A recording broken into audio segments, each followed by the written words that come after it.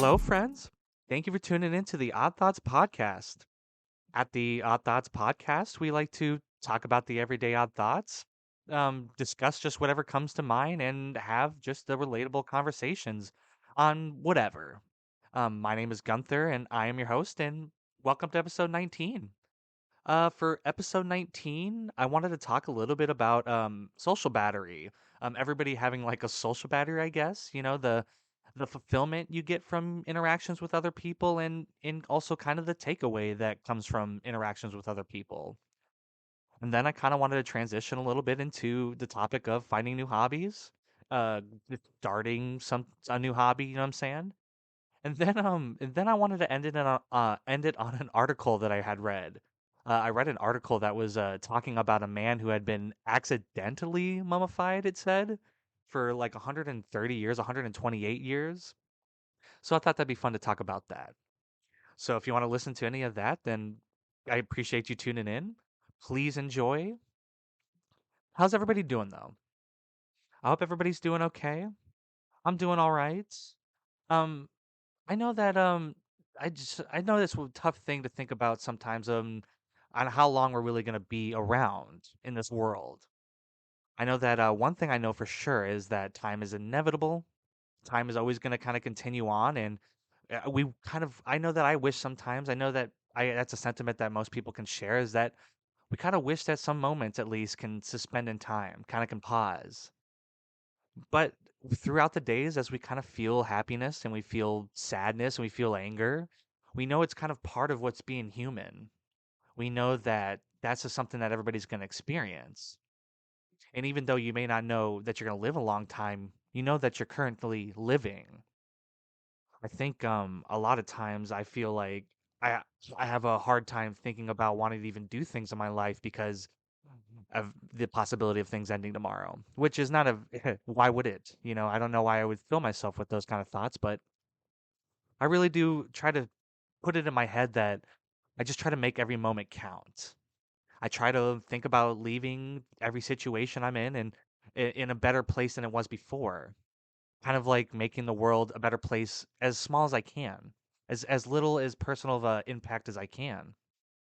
Kind of planting the seeds for the trees of the shade you will not sit under type thing. I one time heard that quote. I one time, yeah, I heard it. I don't remember where I heard it actually. So I might have messed up that quote, but you kind of just hope that you're the test for what's for the future. Not you necessarily personally, but people that exist today. It's kind of foretelling of what's going to happen for the future. And hopefully that the harsh conditions and everything you feel and all the emotions that you feel only equate to making it easier for the people in the future to live. You got to know what people went through in the past to kind of do what we do today. So, doing the same thing, trying to take that approach that even though you may not be here for a long time and knowing that time is going to continue and is inevitable, that you just try to live a good life and you try to leave it a little better than you did before. Put yourself through those harsh realities knowing that that's what humans go through. It's for a reason. It's kind of like the meaning of life is to test exactly what humans can be and exactly what humans can do. But yeah, I appreciate everybody for stopping by. I know I'm doing okay. Tomorrow is my father's birthday, which I think is pretty cool. He's turning 61, and I always get happy around birthdays, and not just my own, but it's cool. It's another year, and I know some people feel about birthdays that it's not that important. Especially as you kind of get older, you kind of realize that, I mean, it really isn't. It isn't that important. It's nice to have people around and celebrate and stuff like that, but especially like my father is the type of person that like just doesn't really want anything. He's just kind of okay with just existing, living, having his health. But I mean, at least something. I know that I'm gonna do something for him. Me and my sisters take him out to dinner or something like that. He's a great man. I love my father to death. I think he's the one of the big reasons I'm alive today. Not just in the sense of like him raising me, you know what I'm saying? Like, but in the sense of just he's always just been a calming presence in my life. And And anytime I've had questions, he's always encouraged me to ask those questions and always kind of even if he hasn't had the answer personally himself, he's the type of guy that encourages you to go find the answer or tell you that he doesn't have an answer. Just kind of always been really truthful with me as a kid. And now, even till today, my dad takes care of me just as much as he did when I was younger. Out of, my me and my siblings, I'm definitely the least, self-sufficient person. So I really appreciate what he does for me. And 61 is pretty cool. He doesn't look 61. He acts 61. His personality, he's just such an old soul, you know what I'm saying? So, but he doesn't look 61. He looks like maybe 40, something like that. But it's my dad, so he's always kind of looked the same to me. He's always looked the same. Yeah, but I love him. Yeah, I'm just happy that he's around. I'm happy that and I'm one day hopefully I'll be able to give him more grandkids. He has my older sister's kids. I have my niece and nephew who were over yesterday. And I know he loves those kids, man. He gets to kind of feel young again. He gets to kind of live that, taking care of those little ones again. My older sister is awesome. It's his first kid, so it's nice to have like, your first kid having kids. It's kind of there's a little different sentiment to that. And it's kind of and it's great to see him be a grandpa because, me and my siblings know how great of a dad he is. So to see him then be a grandpa is like even cooler. It's the evolution. You're supposed to be a little tougher when you're a parent, but then when you become a grandfather, you're more of that pushover, you know. And he's just a good guy. He's just a great guy. Shout out to my dad. I love that dude. You know, I love that. I know that. He taught me like pretty much. I just want to I just want to talk about him for a whole episode, but I know I got other things to talk about. But he's taught me everything kind of cool in my life. Him and my sisters are just always been so influential on me, and he taught me he's like the reason I love certain movies. He's like like he's the reason that I'm an inquisitive person, or I try to be. He's the reason that I ask questions. He's the reason I try to seek a little bit of something. I remember one time when I was younger, like I might have been like 11 or something like that. He one time was like, I was asked like what the family motto was or whatever.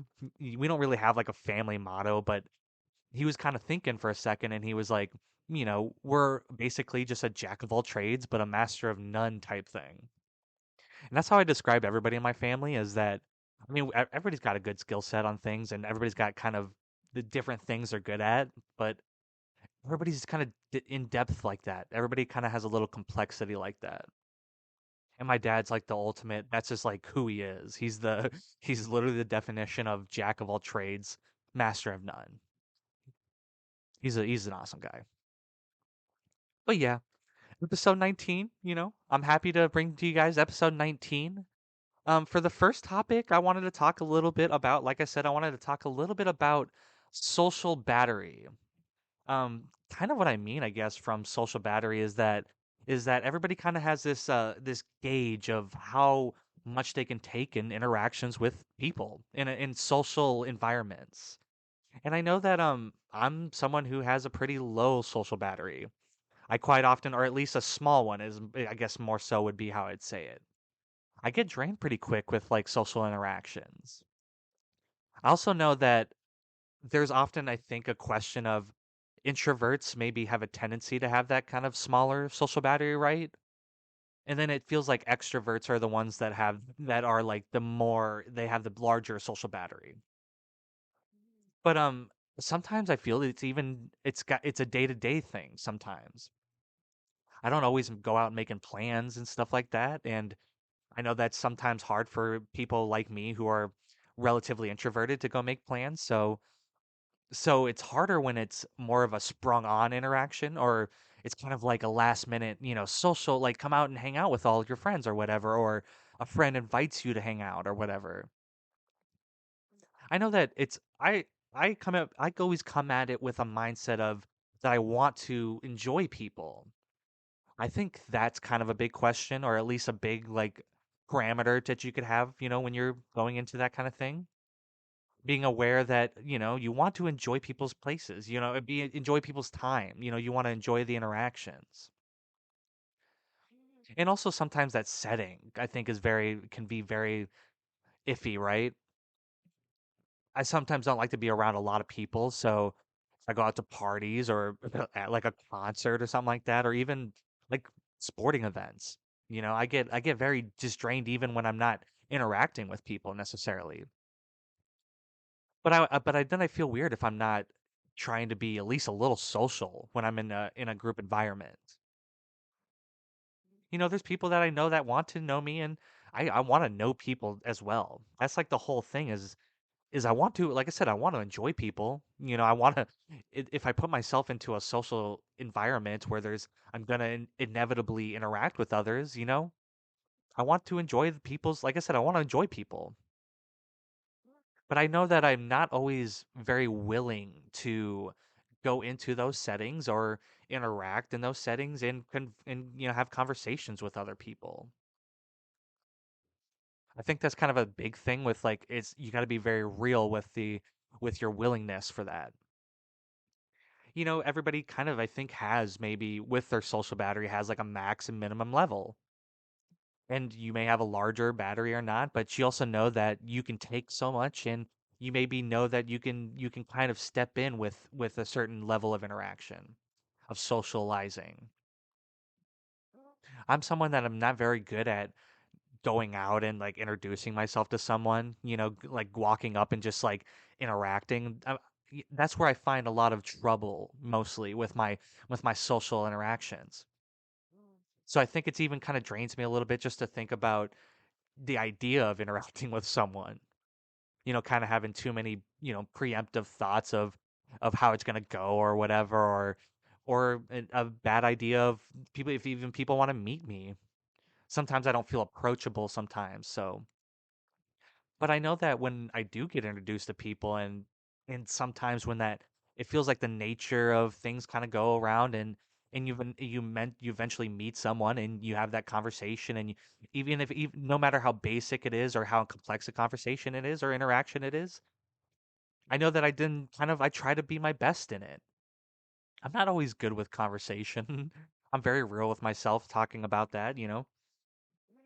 I think it's okay to be limited, in how I even have conversations.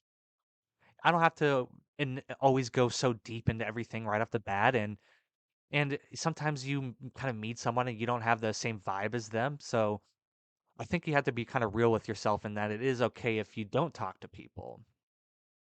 When you are in a social environment, you don't have to force yourself. I think it's okay to, like I said, it's okay to talk to people, but it's okay not to talk to people as well.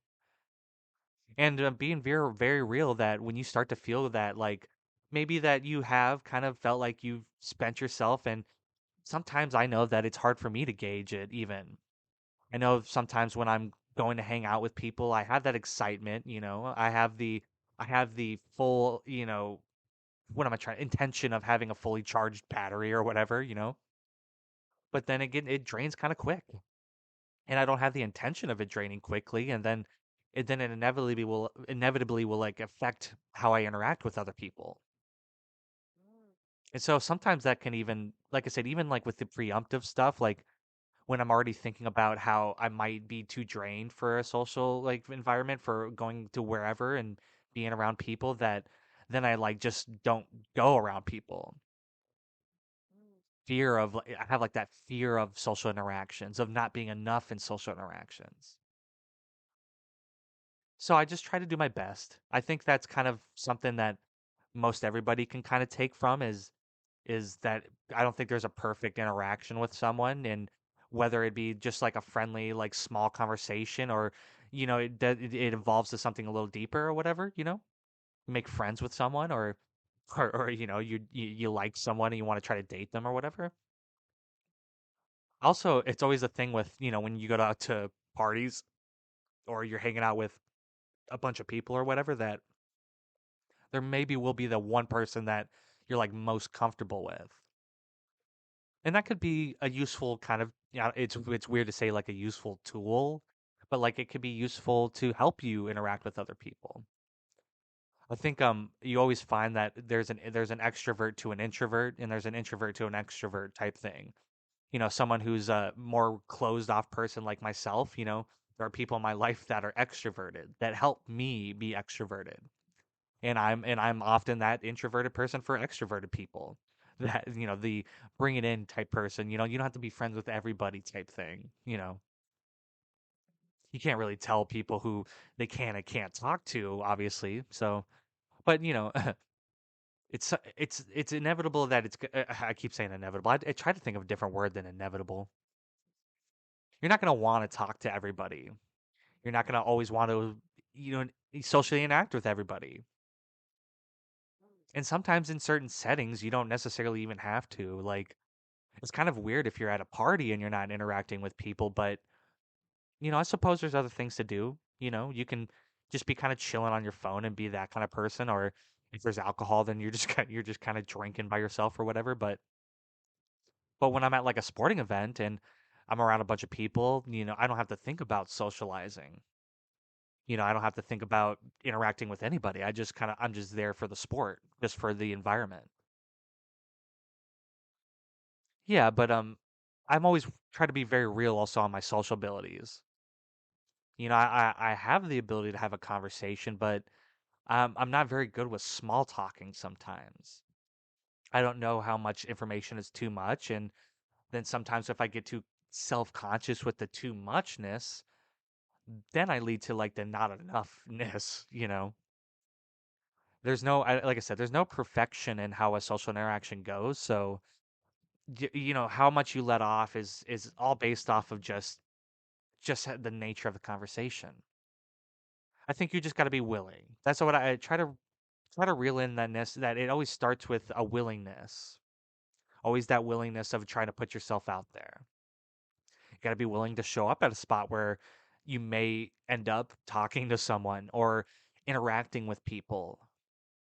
And then you got to have that willingness to do so and accept that maybe some interactions are a little bit better than other people. You're not going to get along with everybody, but there maybe is a chance that you will get along with everybody. So just having just a conversation is even just a strong thing to do. Just attempting a conversation is kind of big. It's hard for a lot of people to do that. And I know that for me, I mean, it's hard to, like I said, it's hard to just even start a conversation. It's almost like sometimes I think about like I wish it was just like every conversation was just in the middle of it already.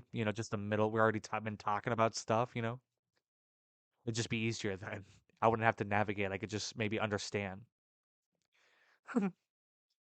But being very real on how your soul, and I think maybe people's social batteries grow type thing. People can become a little bit more inept in social environments and with talking to people and having conversations, or at least at least be more willing to. You try the willingness.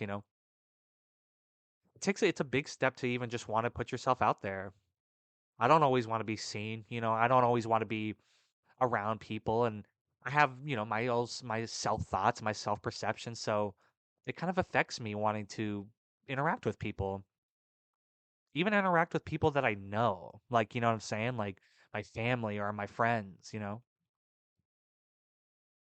But it's okay. You can't always think about it when you're going into it, right? I think I try to stress that a lot too. Is I can't just be preemptive with that stuff. I can't just think about that nobody wants to talk to me, or that, oh, I'm only going to be able to be around for a couple of hours before I get too tired or whatever. So I got to just think that I have to just be enjoying the involvement in where I'm at, the setting I'm at, around the people that I'm with. If I feel that I'm not enjoying it, then don't force myself to be in that environment. I don't have to force myself to have conversations and interact with people, so don't force yourself. But trying is kind of an important thing. I think you got to kind of know your minimum and your maximum. You got to kind of know. So I try to get a little bit better with like my socializing. I know that inevitably also that I try to be open to people that also are kind of introverted, you know what I'm saying? try to recognize the fellow introvert and maybe they relate to me. Even though you find that sometimes it's like you've put two introverts together and it's not necessarily going to work, especially in like a social environment that's hectic. Now, if it's a more private setting, introverts getting together, that's fine. They can talk and have their own little whatever, just vibe with each other. But it's it's like blinders on when you're in a bunch of around a bunch of people.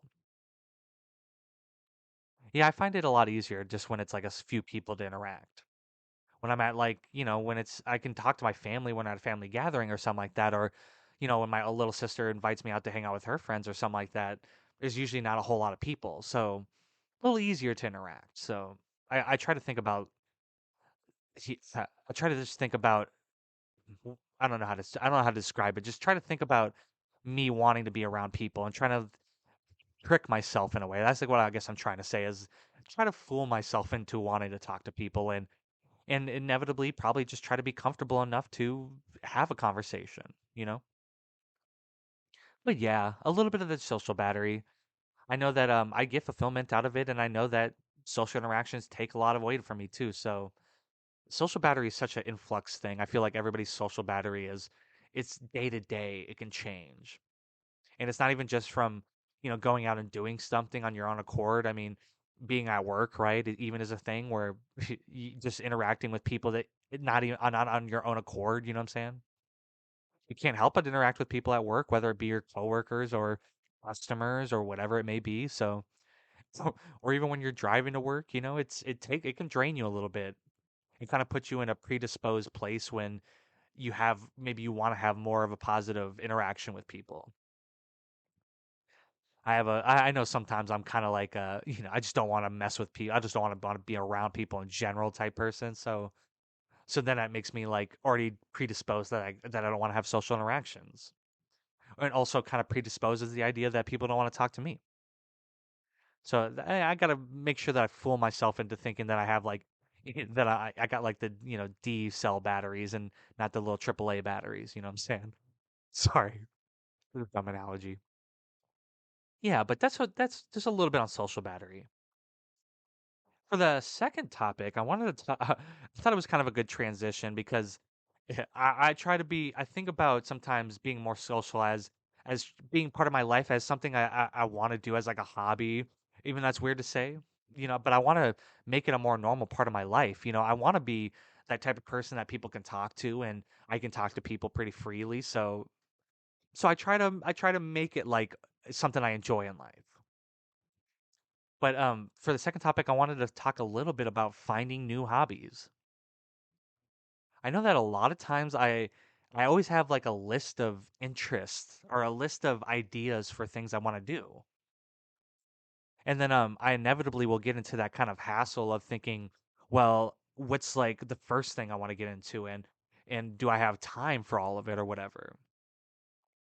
Because picking up new hobbies and will inevitably maybe even lead to picking up new skills, which learning has always been a cool thing. It's cool to learn. I find that I enjoy learning something and I enjoy picking up on new information all the time. So I make sure that before even no matter what the hobby is or whatever interest I feed into that I try to do my best to commit to the learning of it. I always want to make sure that I'm giving my 100% attention into something. So sometimes that kind of swayed me away, I think sometimes from trying multiple things, you know what I'm saying? Because I just want to try to be my best at one thing. And I think sometimes when I try to like not just one thing my whole life, but one thing at a time. I feel weird to try to split my commitment between things and I feel like I'm just not moving myself forward as much. Also, so I'm not I realize that sometimes my mind is I'm not a great multitasker sometimes with my mind and I think in a world that benefits mostly from multitasking, I find myself a little behind in some ways.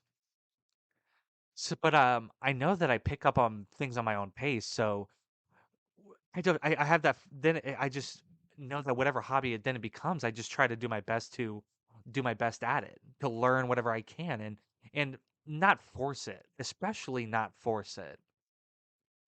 I may have, A through Z, a list of all these different hobbies and all these different interests that I want to get into, but I got to make sure that I'm not forcing myself into something, that I'm doing it because of a certain even like time constraint or something like that that I'm interested in it now, so I don't want to lose the interest. Because then I'm like, because some things take such a commitment that you're like, buying things for your hobby and you have to go somewhere for your hobby, and so there's a certain time commitment with hobbies. And I think that's a very real thing about thinking about that, how committed I am to something or how, committed I will be. Being in the right place to even take on a new hobby too is a whole thing. I get very overstimulated with things, and I kind of get that overthinking a little bit about what I can do and what new interest, and I get so excited a little bit, it's like, oh man, this would be so cool, that I even sometimes bring myself disinterested in it. I kind of overhype it in my head, or I get so into it that when I inevitably don't maybe pull through on trying it, that I kind of let myself down and I disappoint myself. Because I don't really know necessarily what's important. It's kind of hard to say that. There's maybe not even a good first thing I ever want to get into. I know that there's maybe hobbies that if I pick up on that can lead to like other hobbies or can help me with my other interests or something like that, but I don't it's hard to think ahead like that. So I just try to stay in the moment with what I'm interested in, and I try to just do my best, and I try to be very okay with letting things kind of be put on pause, you know what I'm saying? That if I'm experiencing, kind of a lack of interest in something, or, maybe if I've already started something and I'm kind of just feel a little bit disinterested in it, that it is okay to put that pause on it. It's always okay to come back to like old hobbies. I do it quite often. So even that I think gives me a little comfort in that that kind of hassle I go through about all these ideas that I have and all these interests that I want to get into. That I know that if I do get into it, that I will enjoy it, that I know I'm going to try my hardest, that if I do become, I don't want to do it anymore, that I can put it on pause. The hope is that I can pick up a love for it, or I can pick up a certain skill from it, that it'll be easy to come back to it. I do it a lot. I do it a lot, and especially like nowadays when I'm doing writing and I draw and stuff like that. That's something I've always had interest in for since I was a kid. And through my life, I've gone in those kind of dips and dives of wanting to write stories and draw pictures and having these ideas and having this imagination kind of flow through. And then I've had my moments of kind of the dips where I don't want to do it and I don't feel as inspired. It's kind of something that I'm going through kind of right now is I just don't have that interest in drawing as much. The writing thing, I kind of I can keep a pretty good interest with writing. I'm always kind of thinking of stories, and I like using my words, and that's kind of easier for me, I think sometimes. So I know that I can feed into that at least. And I know that maybe even inevitably, or maybe not inevitably, but I know that it can feed into my other creative outlets. So if I get into that rhythm of writing, that maybe it does inspire me to draw something. Because right now I'm thinking about even trying to get back into golfing. I've always been a golfer. I picked it up when I was a junior in high school, and I loved it ever since. But golf has definitely taken its interest in my life and kind of stepped in and stepped out multiple times. And so right now I've kind of been in that dip, that low point in my interest in golf. It's I don't have a lot of interest when it's hot outside, so now that the weather's nicer, it's a spiked interest. But also the fact that like I have a couple people in my life that are getting into golf. My little sister and her boyfriend are getting into golf, so it gives me a little bit more of a motivation to want to play it again, kind of. And hopefully just with my wrist being a little bit healthier too. But I think I should try to always think about feeding into whatever interest or whatever piques my interest or whatever new hobby. I should always just give it the same energy. That whatever comes up, I should at least try or do a little research on or something like that. So that maybe I can enact it later in time. That, like I said, sometimes you're just not in the right place, and some things take like a certain commitment, not just time, but it takes maybe, a financial commitment or something like that. So some things just aren't capable right now. So, but I got to make sure that I give every bit of it the same energy. That no matter what thing I'm interested in or what thing I'm not what new hobby I want to pick up, that I make sure that I want to do it, that I'm giving it my 100% focus, and I'm making sure that I'm learning how to do it, and I'm picking up everything, and also very big on not forcing it. Very big on not forcing it. It's no fun then when you're like forcing yourself to do something, and sometimes I even feel that with like my podcasting that I'm forcing myself, but I do genuinely love to talk, so it's not that hard. The hardest part is like I get nervous before every podcast. That's the hardest part.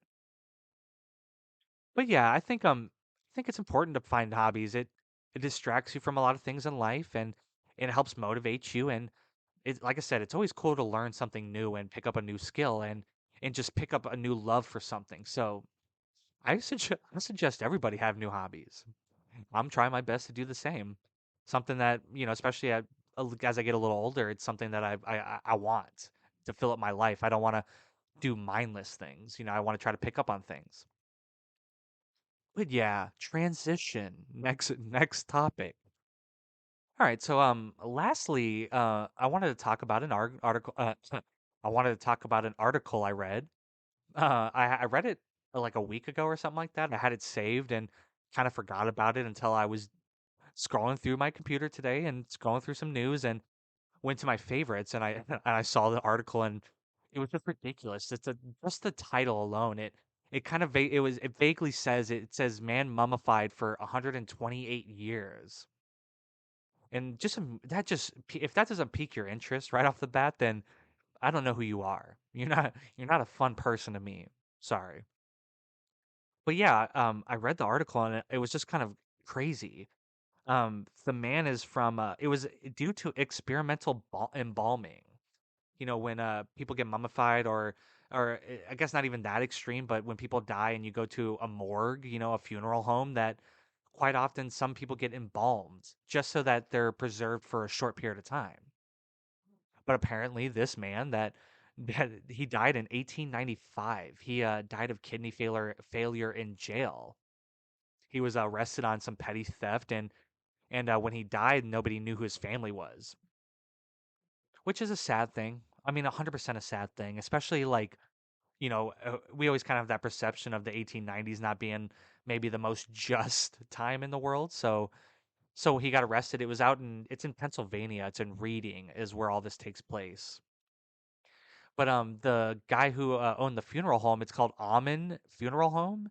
I think I said that right. The original guy who was like the funeral director was Theodore Amen. Omen, or yeah, Amen. I'm gonna say Amen. Auman. And he just kind of felt bad that the man didn't have family, I guess, or maybe a little twisted of an individual. I don't know. But he used experimental embalming.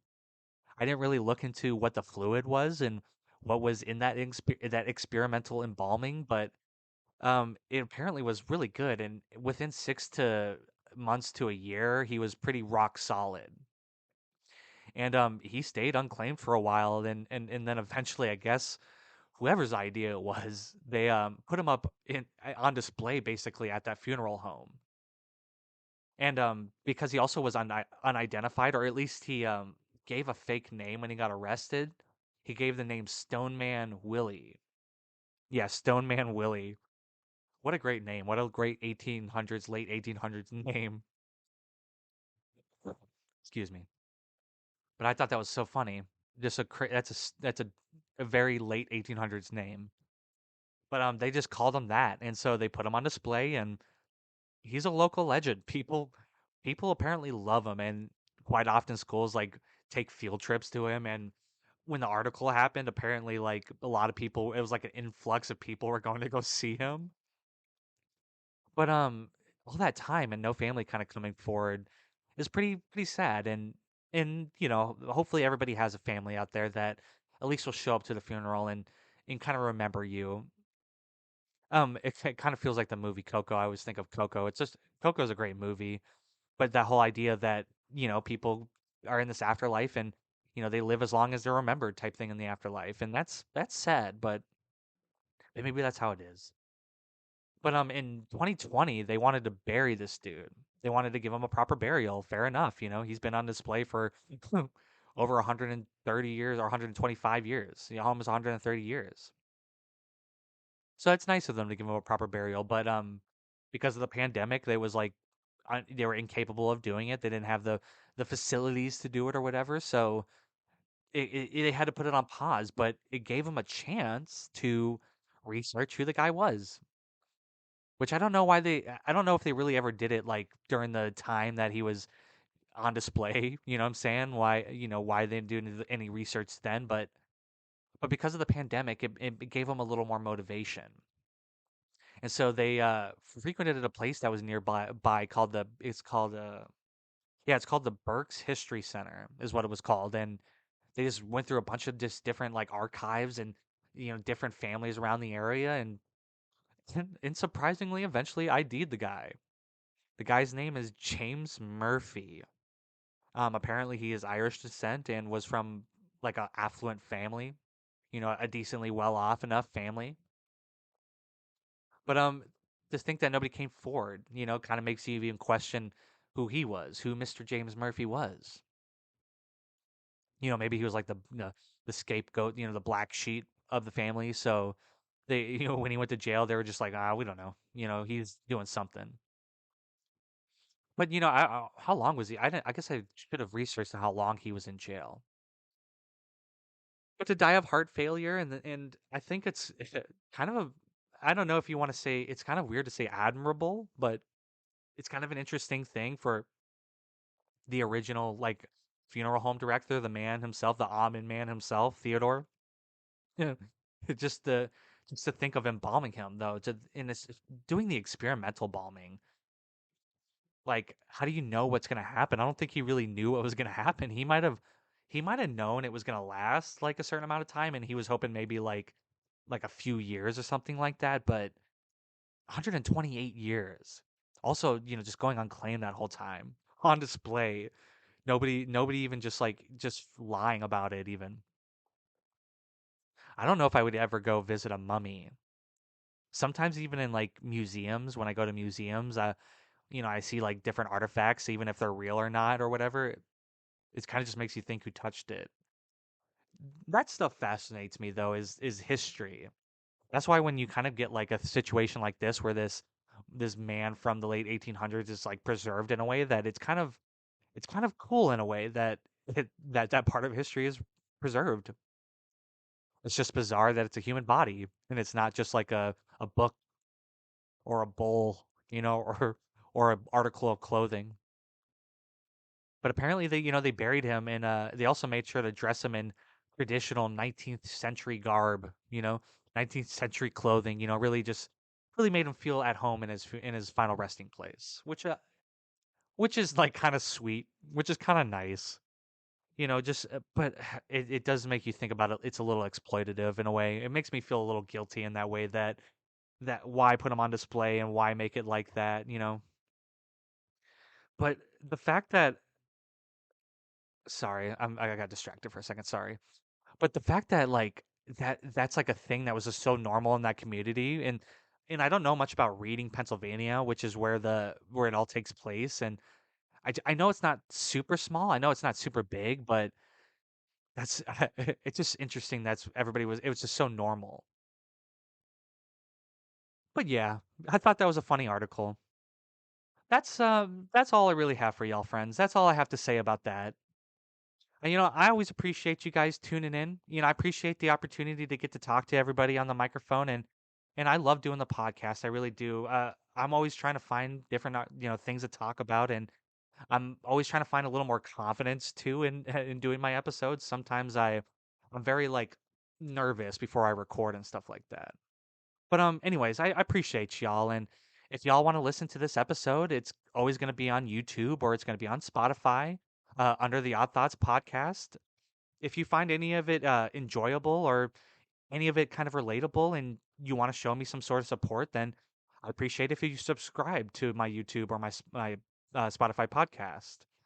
And then if you want to follow me on my social medias, I have a Facebook which I go by Gunther Getlicker on that. Both those G's are uppercase. I have an Instagram as well that goes by Gunther underscore Getlicker. Both those G's are lowercase. And then I have a Twitter as well, which is at one Mike GG. And I do appreciate any sort of support I get, and it helps you stay tuned in and stay tuned in on future content. But I love everybody. Just remember everybody to show up for yourselves every single day, and also remember to be excellent to each other.